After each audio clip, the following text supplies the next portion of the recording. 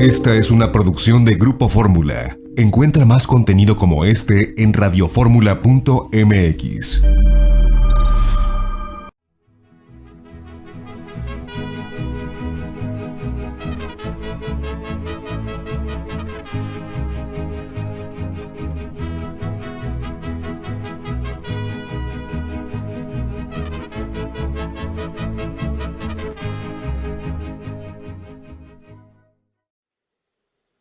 Amigas y amigos, con los compases de la obertura de la ópera Moctezuma, que siempre es la rúbrica de este programa y que hoy viene perfectamente al caso con lo que vamos a platicar, los saluda con el afecto de siempre José Manuel Villalpando, aquí en una emisión más de su programa, La Historia que Quiero Vivir, que estamos transmitiendo, como ustedes ya bien lo saben, a través del 103.3 de FM, del 970 de AM, aquí en Radio Fórmula, por supuesto, y naturalmente llegamos a la capital de la República Mexicana, a muchas partes del interior del país, no todas las que yo quisiera, pero hacemos el esfuerzo y lo mantenemos, y también, por supuesto, a todo el territorio nacional y a todo el mundo, gracias a Internet, porque ustedes pueden sintonizarnos en la página www.radioformula.com.mx y pues esto nos permite estar totalmente comunicados.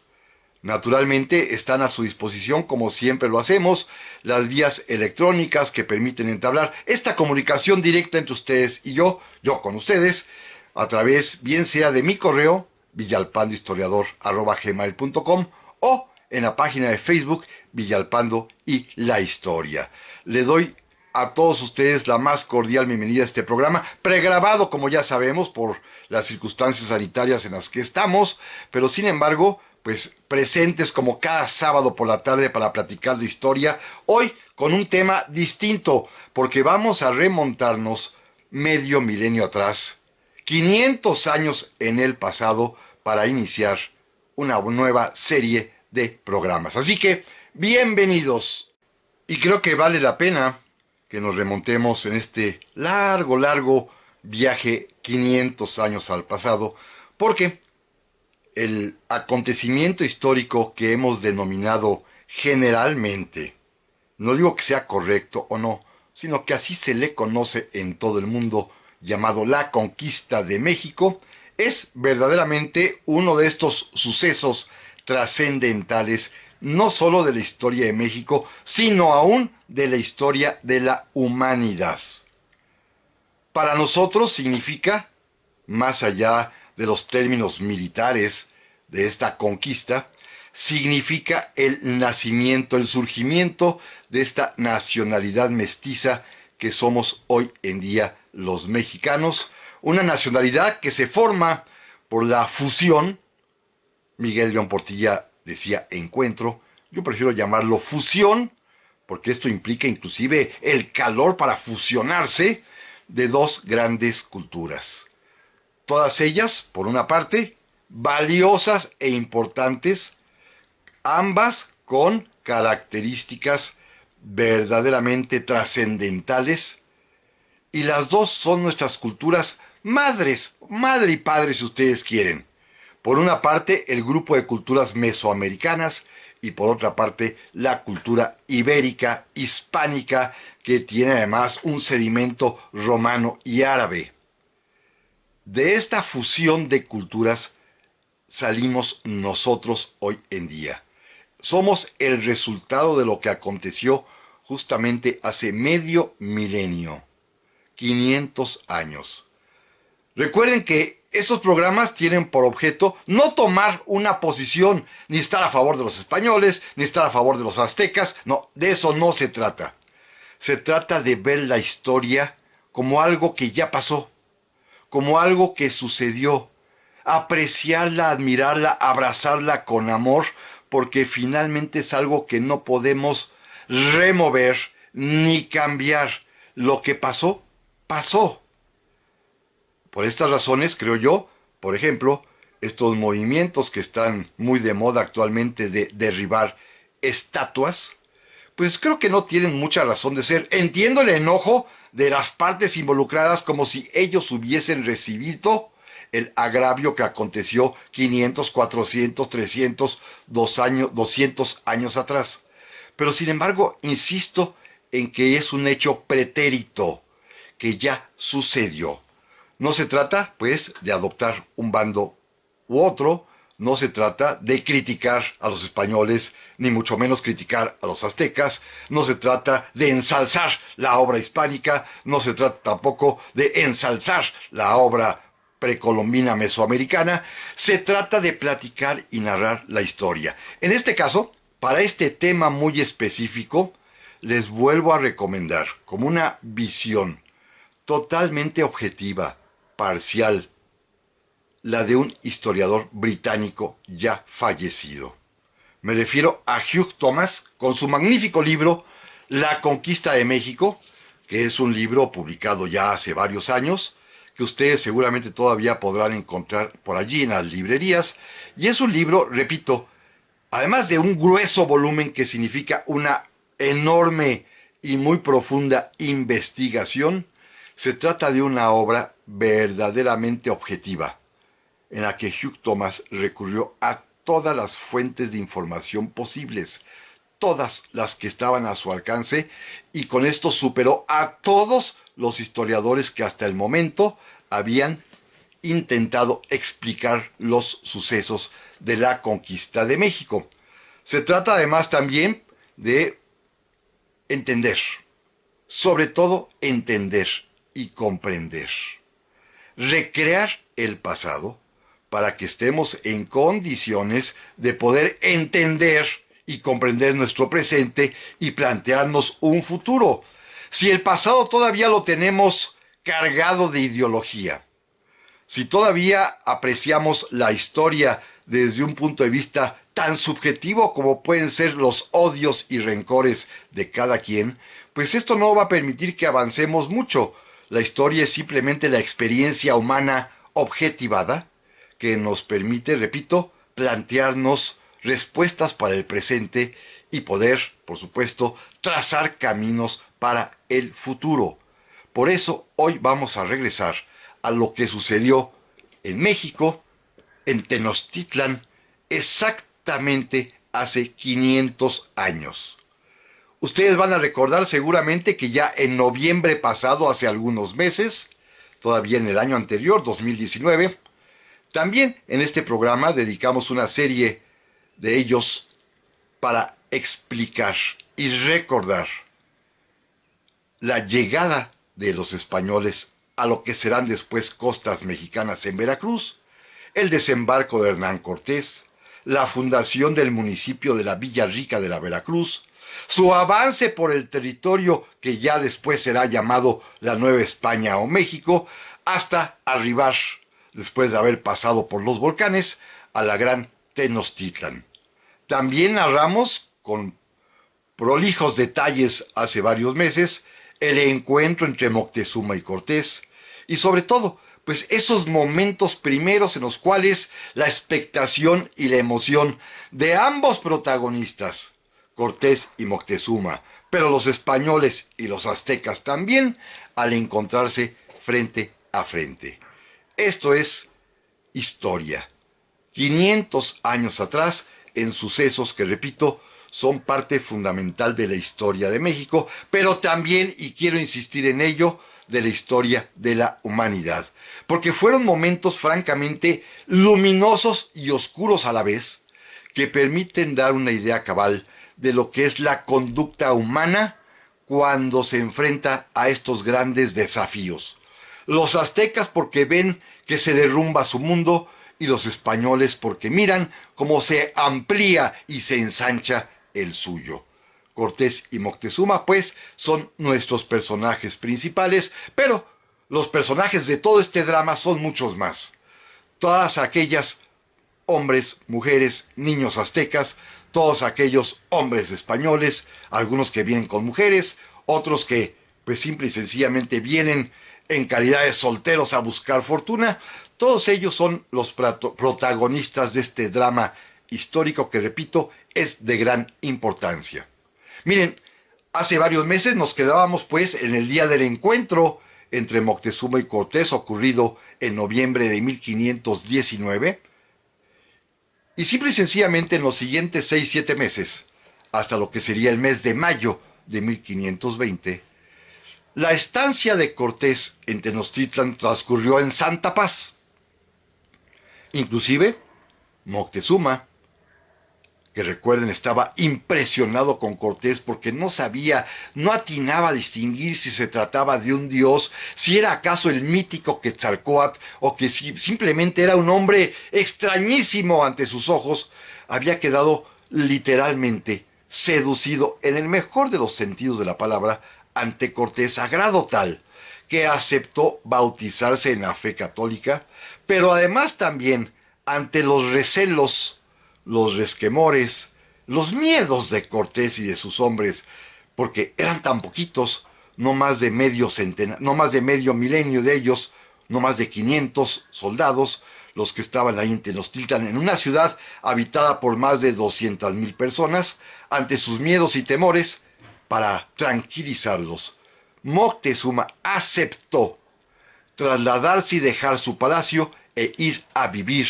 al palacio de Axayácatl, sitio donde les había dado hospedaje a los españoles. Así que convivieron todos los días Moctezuma y Cortés.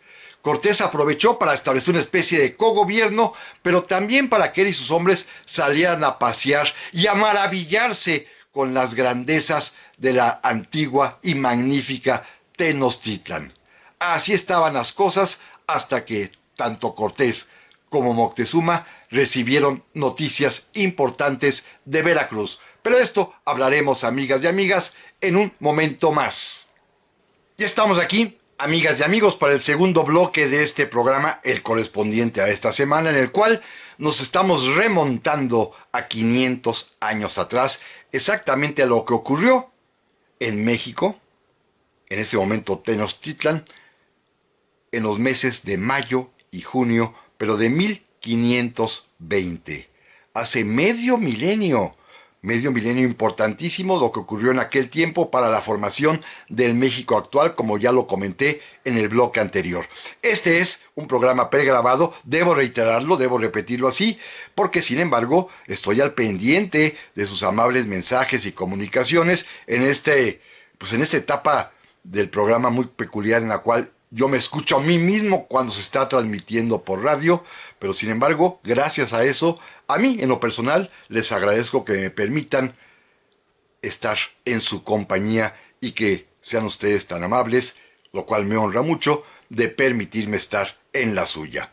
Pero bueno, decíamos exactamente que al palacio de Axayácatl, allá en Tenochtitlan, en donde residían tanto Cortés como Moctezuma, llegaron noticias del desembarco en Veracruz de una expedición española que a poco Cortés supo se trataba que venía al mando de Pánfilo de Narváez, un hombre a quien él ya conocía perfectamente bien porque pues era el segundo al mando, en realidad el vicegobernador, diríamos, de la isla de Cuba, un hombre absolutamente leal a Diego de Velázquez, el gobernador, amigo de Cortés. Recuerdan ustedes aquella historia que platicamos ya en su momento el año anterior. Y al mismo tiempo Moctezuma también recibió en un papel amate, con las formas pictográficas que tenían los mensajeros aztecas de comunicar noticias, pues la información de que se trataban de 18 navíos los que habían costeado, anclado frente a Veracruz. Moctezuma con cierta sorna le dijo a Cortés: mira, son 18 los barcos, ya pueden irse todos a su tierra. Esto, por supuesto, le va a provocar a Cortés cierta suspicacia, ya veremos después en qué se traducirá esto, pero al mismo tiempo don Hernán pues envió a algunos de sus más directos colaboradores para que trataran de averiguar qué es lo que quería Pánfilo de Narváez. ¿Qué quería? Bueno, pues evidentemente someterlo al orden, esta era su intención total. Recuerden, y es importante el antecedente que ya platicábamos hace un año, que se trata de que Diego Velázquez le había dado la comisión a Hernán Cortés de que al mando de una expedición costeara y rescatara oro. Y sabemos bien que Hernán Cortés, ya estando en la Villa Rica de la Veracruz, cuando confirmó la gran noticia de que más allá de aquellas altas montañas humeantes que se veían, el Citlaltépetl, y después todavía de otras montañas más, el Popocatépetl y el Iztaccíhuatl, había una gran ciudad que era riquísima, la más poblada de la tierra, y que estaban al mando de un gran señor llamado Moctezuma. Hernán Cortés quiso ir para allá. Quiso ir a México Tenochtitlan, cosa que no podía hacer legalmente porque sus instrucciones, las órdenes que había recibido de su superior, Diego Velázquez, se lo impedían, pero para lo cual Hernán Cortés tuvo un artilugio jurídico-político también verdaderamente brillante, porque decidió, con base en una serie de estratagemas que no repetiré el día de hoy, que ya comentábamos, que se constituyera un municipio, el de la Villa Rica de la Veracruz, y que este municipio le confiriera al propio Cortés la misión de avanzar tierra adentro hasta Tenochtitlan. ¿Por qué lo hace Cortés? Porque sabe perfectamente bien que en la tradición jurídico-política española, los municipios pueden acogerse directamente al rey, sin ninguna autoridad intermedia, y es lo que Cortés pretende. Recuerden ustedes que una vez constituido el municipio, el propio Hernán Cortés, a uno de los barcos que dejó indemnes, porque los demás los literalmente encalló, los desarmó y los incendió para que su gente no se regresara, uno de esos barcos lo envió con Alfonso Hernández Portocarrero y Francisco de Montejo a España a llevarle al rey la petición del municipio de Veracruz de reconocerlo, que está directamente a las órdenes del monarca al cual le transmiten su respeto, y que Cortés muy previsoramente también llenó de oro ese barco para que le fuera obsequiado al monarca. Allí iban aquellos famosos escudos gigantescos, el que representaba al sol de oro de más de 2 varas de diámetro y el que representaba la luna de plata de más de 1 vara de diámetro. Estos tesoros, más las cartas, más la petición verbal que los procuradores, repito, Hernández Portocarrero y Montejo, harían frente al rey, era la gestión que necesitaba Cortés para obtener legitimación del propio rey, para de esta manera brincarse, saltarse las órdenes de Diego Velázquez. Claro, pasa lo que siempre pasa en historia humana.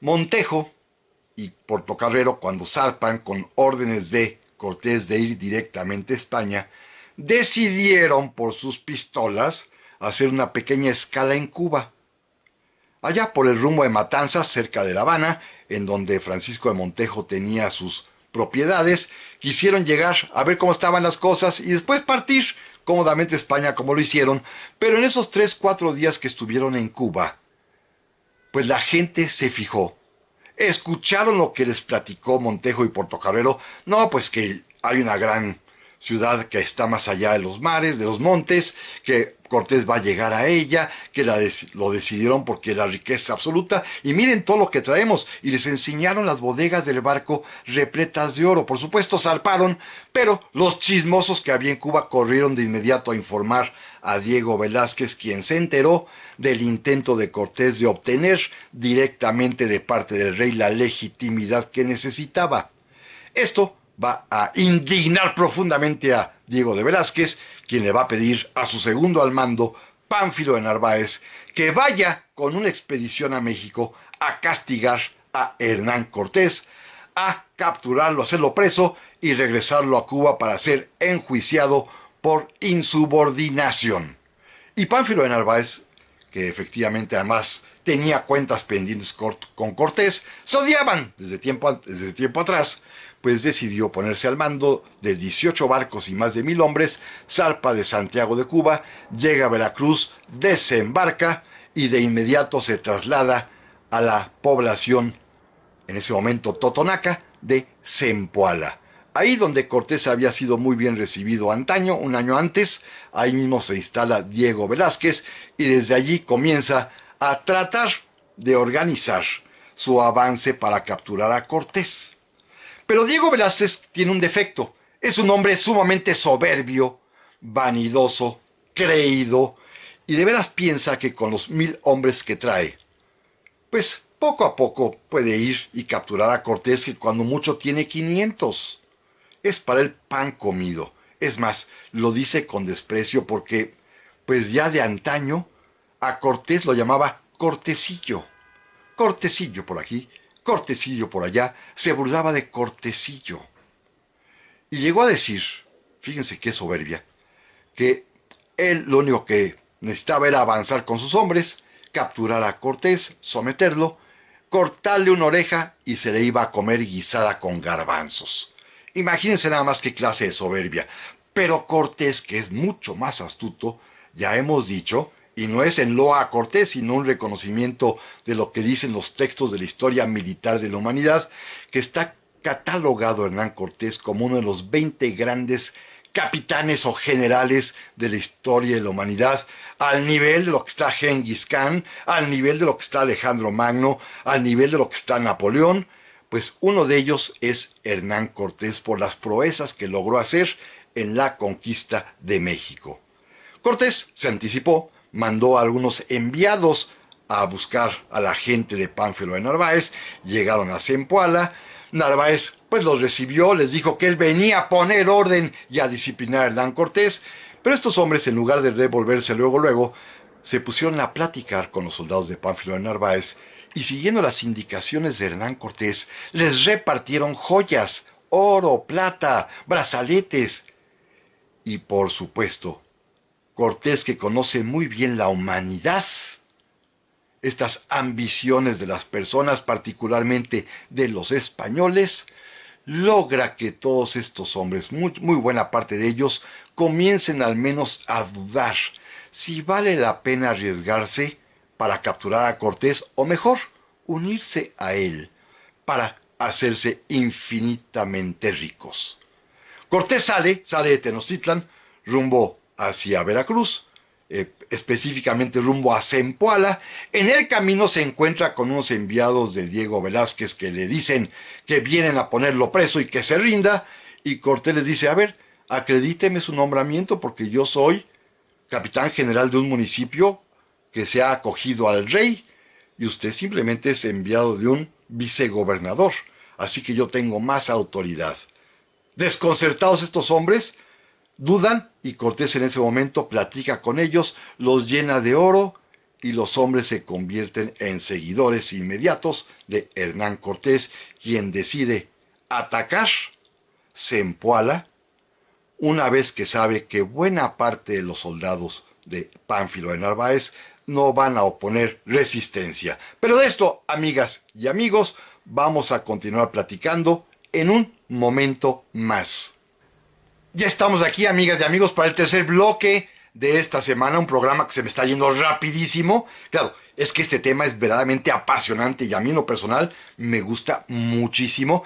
Repito, para poder tener una visión objetiva, sin apasionamientos, ni pro española, ni pro azteca, ni crítica a al salvajismo español, ni crítica tampoco al salvajismo azteca, les recomiendo positivamente el libro de Historia de la Conquista de México, escrito por un gran historiador inglés, Hugh Thomas. No tiene desperdicio, bueno, además de lo voluminoso que es este trabajo, porque cuenta con una cantidad enorme de fuentes de información. Vale la pena mirar esta historia, repito, sin ideologización, sin tomar partido, simplemente viéndolo como es un pasado que ya pasó. Decíamos hace un momento, pues, que Cortés sale de Tenochtitlan. Déjenme regresarme a lo que pasó el último día de la estancia de Cortés allí con Moctezuma. Ahí se da cuenta Hernán Cortés, porque Moctezuma lo despide con mucho entusiasmo, que te vaya muy bien, ojalá ya se vayan. Se da cuenta de que Moctezuma también entró en tratos directos con Pánfilo de Narváez. Lo podía hacer, sus mensajeros iban y venían con plena libertad del palacio de Axayácatl, y Cortés pues quedó con esa gran duda. Y decidió entonces su estrategia. Recuerden, Cortés no cuenta con más de 500 hombres. 100 de ellos estaban en Veracruz al mando de Gonzalo de Sandoval, que tuvieron que retirarse hasta lo que hoy podría ser más o menos la parte de Orizaba, Córdoba. Otros 100 más o menos también los había enviado con Diego de Ordaz para averiguar qué había en lo que se conocía como el Coatzacoalco, lo que hoy es Coatzacoalcos por supuesto. Otros más, al mando de un tal Rangel, los había enviado hacia Tamaulipas, hacia el Pánuco. Y él había llegado finalmente, se había quedado en Tenochtitlan, no más de 200 hombres. Salió con ellos, solamente con 100 de ellos, rumbo hacia Veracruz, y dejó 100 de guarnición en Tenochtitlan al mando de uno de sus capitanes preferidos, de su amigo Pedro de Alvarado. Pedro de Alvarado, a quien ya platicamos hace algunos meses, los aztecas llamaban, pues, el Sol, simple y sencillamente porque era un hombre rubio, de cabello totalmente rubio, Tonatiuh le decían, porque era un hombre absolutamente güerito por completo. Claro, no tenía los tamaños intelectuales de Cortés, era un atrabancado, pero a él le va a encomendar el mando de la guarnición que se queda en Tenochtitlan dentro del palacio de Axayácatl. Cortés sale, en el camino, cerca de Orizaba, se le van a reunir los hombres de Diego de Ordaz, los de Gonzalo de Sandoval, los que mandó con Rangel. Tiene un poquito menos de 400 soldados. En Zempoala, Pánfilo de Narváez tiene más o menos 1000, pero de ellos ya casi la mitad, por obra y gracia de los agentes que Cortés ha enviado, están por lo menos ya seducidos por la idea de que, bueno, allá hay riquezas. ¿Para qué queremos poner preso a Cortés y mejor nos unimos a él y podemos disfrutar del enorme botín que hay en Tenochtitlan? Así que ya sabe Cortés que al menos la mitad del ejército de Pánfilo de Narváez no va a ofrecer mucha resistencia que digamos, lo cual sucedió en efecto. Estos hombres, los primeros que iba sorprendiendo, poco a poco iban rindiéndose de inmediato sin combatir, ¿eh? Así que Cortés, con muchísima más tranquilidad, a pesar de ser inferiores en número que los de Pánfilo de Narváez, decidió atacar Zempoala. En Zempoala se había acuartelado Pánfilo de Narváez. Ahí estaba, repito, soberbio y vanidoso, muy seguro de que pues bastaba con enfrentarse a Cortés para derrotarlo, para cortarle una oreja y comérsela con garbanzos, como él decía, y descuidó todo, porque en una noche muy oscura, en la que estaba lloviendo, de pronto los hombres de Cortés atacaron, asaltaron literalmente Zempoala. Muchos, la gran mayoría de los hombres de Narváez se rindieron como estaba ya pactado. Otros más, al ver que sus compañeros entregaban las armas, también lo hicieron. Y solo un puñado de ellos, quizás un centenar, opuso resistencia en las casas de Zempoala, donde estaba instalado el cuartel general de Pánfilo de Narváez. Los hombres de Gonzalo de Sandoval, que eran la avanzada, llegaron hasta este sitio, lo atacaron, lo asaltaron.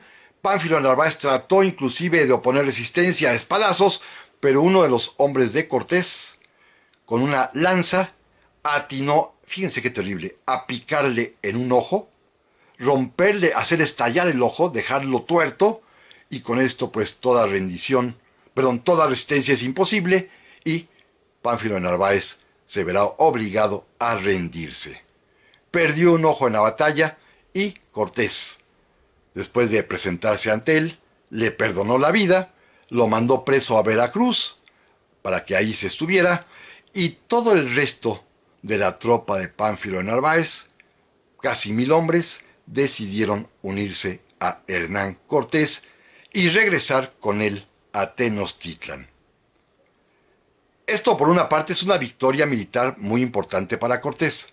Va a regresar reforzado al triple. Si antes tenía nada más casi 500, ahora va a tener casi 1500 hombres, de los cuales va a dejar aproximadamente 200 en Veracruz y va a retornar a Tenochtitlan con una buena cantidad de casi 1300 soldados. Por supuesto, regresa un poco temeroso. Regresa temeroso porque ya le llegaron las noticias de que algo gravísimo ha ocurrido en Tenochtitlan.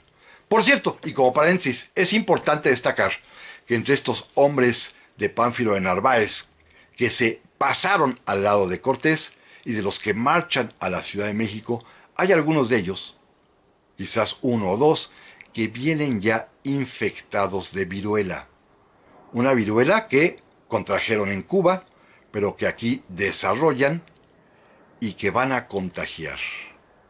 En la primera gran epidemia que padece o que se tiene noticia en nuestro México prehispánico pasado, de la terrible enfermedad de la viruela que tanto daño y tan mortal va a suceder en los años de 1520 y 1521, traída, repito, por los hombres de Pánfilo de Narváez.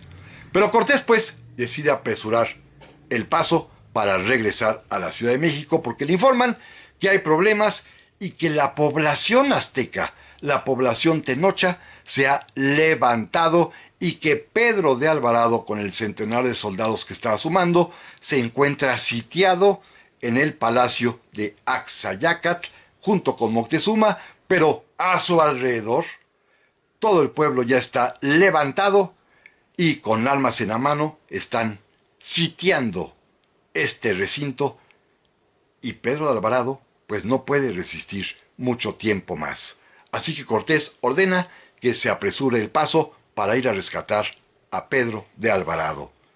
¿Qué pasó en Tenochtitlan? Bueno, pasó un acontecimiento histórico que hoy conocemos como la matanza del Templo Mayor, también llamado la matanza de Toxcatl. Toxcatl es el mes que podríamos llamar que corresponde a mayo en nuestro calendario actual, que es el mes dedicado por la religión azteca a su dios más importante, a Tezcatlipoca.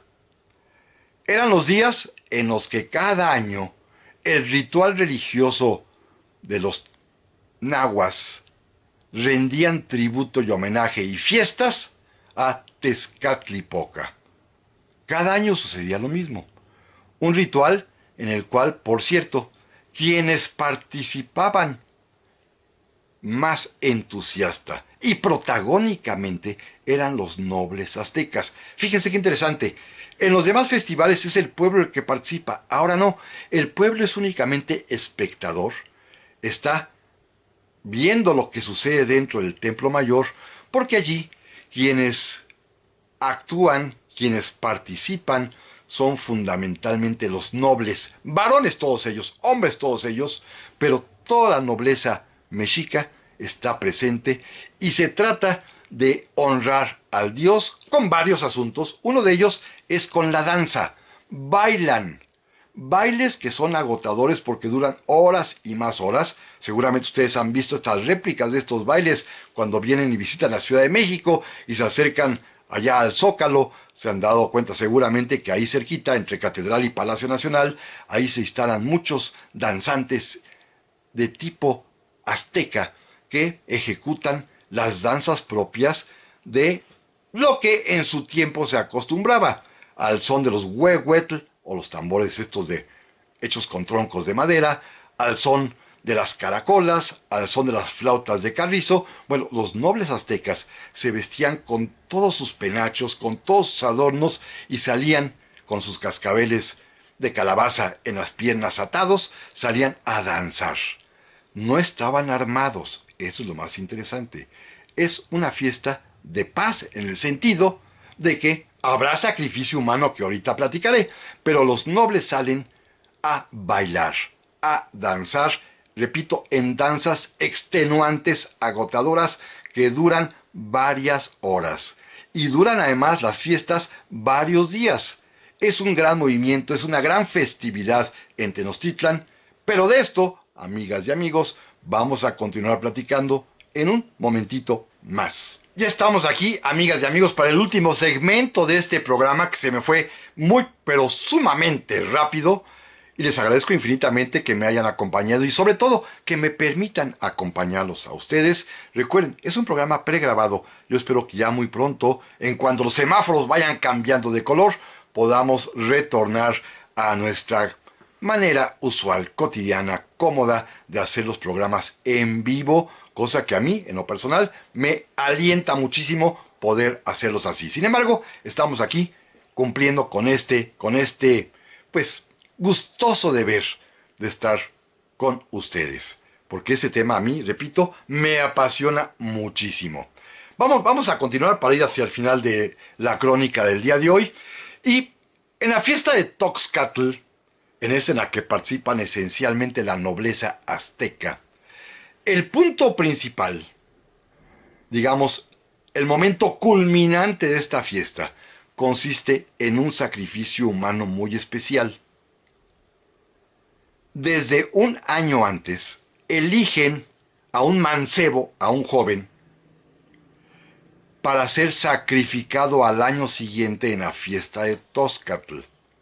Lo eligen de tal manera de que se trate de un muchacho que sea valiente, fornido, que haya dado, pues, muestras de ser un gran combatiente. Por supuesto, no es un azteca, es un prisionero de alguna de las muchas naciones que mediante las guerras floridas los aztecas hacían prisioneros para destinarlos a la tremenda práctica del sacrificio humano. Por cierto, vi el otro día una caricatura, nada más como comentario, ahora que está de moda derribar estatuas, y mucha gente opina, sí, derríbenlas, porque eran unos asesinos y quedan subyugados cuando ven los zompantlis aztecas, que son todas estas filas largas de cabezas de los sacrificados. Las dos culturas tienen su parte cruel y sangrienta. No olvidemos que es historia, es pasado. Si vamos a acusar a unos de ser asesinos, pues también los otros no se quedaban muy atrás, que digamos, Recuerden que hemos platicado que la cultura azteca logró enseñorearse de buena parte del territorio de lo que hoy es México gracias a conquistas igualmente crueles, igualmente sanguinarias que las conquistas europeas.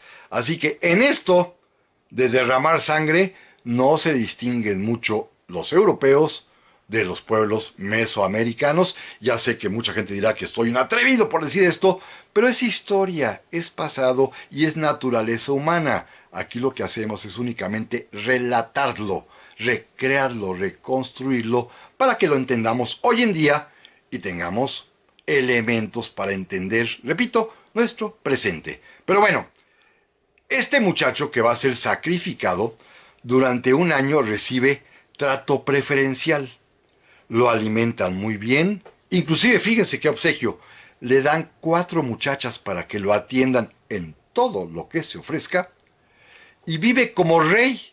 Claro, preso, pero súper bien atendido y cuidado durante un año para que llegue el momento de ser sacrificado.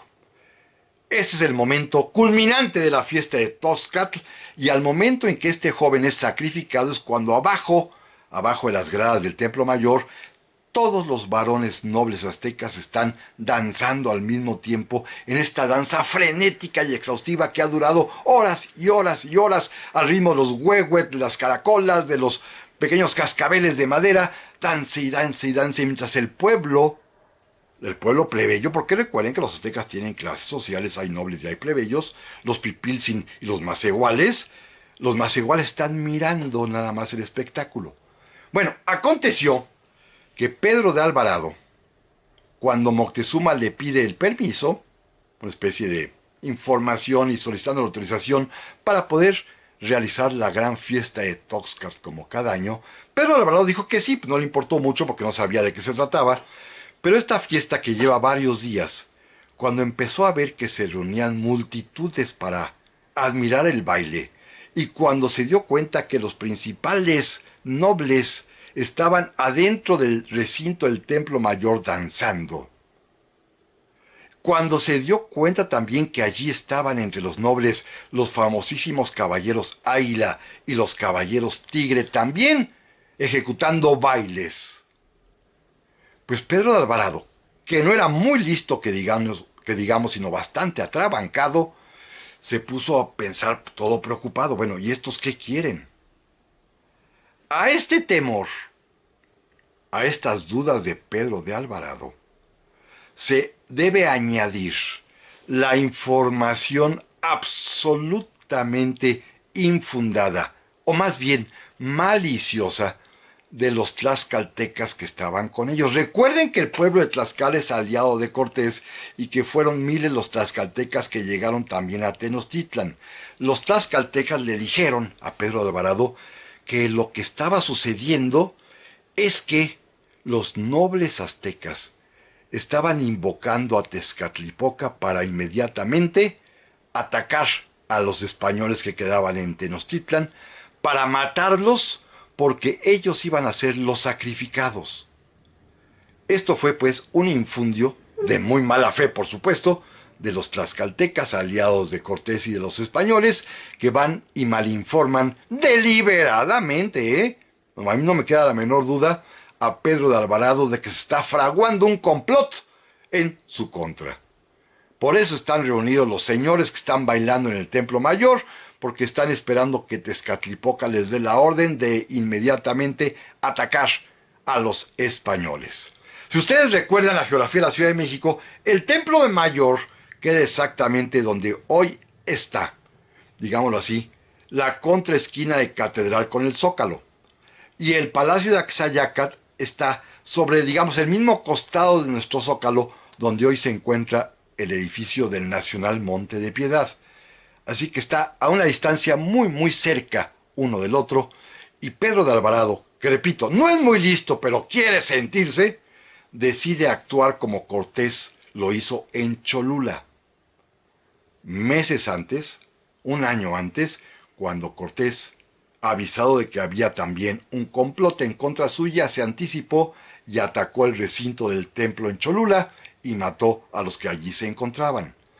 Pues resulta ser que Pedro Alvarado decide hacer exactamente lo mismo, sin tomar en cuenta que él nada más tiene a lo mucho 100 hombres, que debe dejar varios en el palacio para custodiarlo, así que no parte con más de 80, y que en el recinto del Templo Mayor, alrededor de él, hay miles y miles de macehuales mirando, y que adentro del recinto del Templo Mayor están bailando casi 1 millar de señores, de nobles aztecas. Pero todos estaban desarmados. Eso es importante, ¿eh? Las crónicas son correctísimas. Los nobles estaban bailando, no estaban armados. Cortés había dado órdenes a Pedro de Alvarado de estarse quieto, al pendiente, con cuidado, pero, pues Alvarado, en un arranque, decidió atacar a los nobles aztecas mientras bailaban en el Templo Mayor.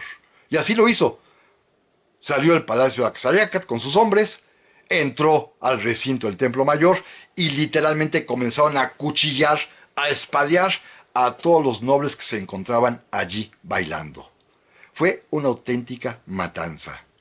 Estos hombres estaban desarmados. Muchos corrieron, otros trataron de refugiarse en las gradas del Templo Mayor, otros hicieron los muertos, pero aún así, la mortandad la calculan los cronistas entre 400 y 500 nobles aztecas que fueron literalmente masacrados allí en el Templo Mayor por los hombres de Pedro de Alvarado. Fue verdaderamente una matanza. Los que alcanzaron a reaccionar salieron corriendo de ahí. Recuerden, están desarmados. Pero afuera del templo está el pueblo azteca. Miles y miles de macehuales que estaban mirando lo que hacían sus nobles al bailar en honor a Tezcatlipoca. Y, pues el pueblo, alentado por los nobles que salían, los que lograban escapar de la matanza, inmediatamente se alebrestó. Y de pronto Pedro de Alvarado tuvo que detener la sangría azteca que estaba provocando, esta orgía de sangre literalmente, cuando se dio cuenta que estaba acorralado por el pueblo, que estaba gritoneándoles quién sabe qué en náhuatl, y que de pronto pues estaba empujándolos, y Pedro de Alvarado entonces ordena replegarse, regresar al palacio de Axayácatl. El pueblo se lo impide. Bueno, tiene que abrirse paso nuevamente a cuchilladas y espadazos. El pueblo también estaba desarmado, habían ido en son de paz a ver una fiesta, a ver bailar a los señores. Así que, para poder atravesar del Templo Mayor al palacio de Axayácatl, Alvarado también se abrió paso a cuchilladas y a espadazos. Llegó al recinto del palacio, se refugió y a los pocos minutos se dio cuenta de que todo el lugar estaba ya rodeado por el pueblo azteca. Pero ya muchos iban armados y estaban arrojando piedras en contra del palacio. Alvarado, preocupado, le ordenó a Moctezuma que saliera a la azotea a tratar de calmarlos. Moctezuma obedeció, salió. No le hicieron caso y la gente le gritaba palabras muy feas que no me atrevo a repetir. Bueno, voy a decir una, lo que gritaban en náhuatl. ¡Cuiloni! ¡Cuiloni! Así le gritaban a Moctezuma, y los aztecas, rodeando al palacio, decidieron no moverse de ahí, y a Alvarado no le quedó otra más que pedirle ayuda a Hernán Cortés, quien dispuso regresar de inmediato a Tenochtitlan. Pero esta historia continuará, amigas y amigos, la semana que entra. Primero Dios, y por lo pronto pasen a ustedes muy, pero muy bien. Hasta la próxima.